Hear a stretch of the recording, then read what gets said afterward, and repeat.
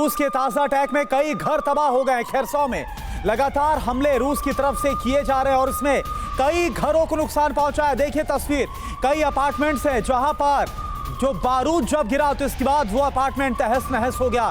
कई घरों की छतों के परखच्चे उड़ गए। तो ये खेरसॉ में एक अपार्टमेंट, एक घर की तस्वीर, लेकिन कमोबेश ऐसे हालात कई घरों में नजर आ रहे, कई इमारतों में नजर आ रहे।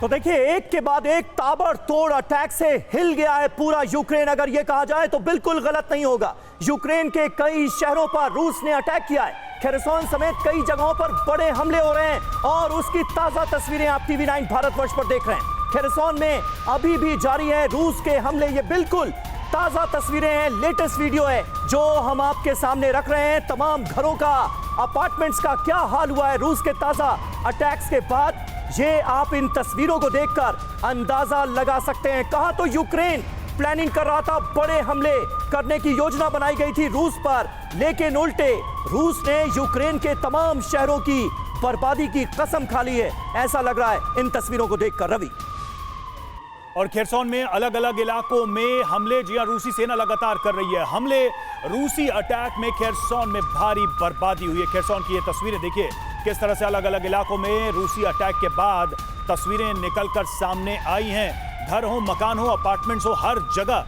हमले हुए हैं और भारी बर्बादी हुई है खेरसॉन में। देवनाथ सर, इन तस्वीरों को देखकर क्या लग रहा है कि रूस के ये हमले और इंटेंस होने वाले हैं और कहीं ऐसा तो नहीं है कि यूक्रेन को मौका ही नहीं देना चाहता रूस?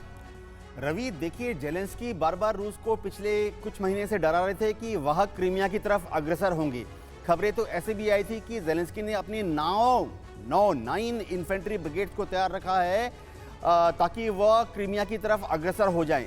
शायद खेरसॉन ही उसके लिए लॉन्चिंग पैड बनता। हम फौजी भाषा में बोलते हैं फॉर्म अप एरिया। तो शायद खेरसॉन से नाइपर रिवर को क्रॉस करके जेलेंस्की की फौजें फॉर्म अप एरिया FUP में पहुंच रही थी।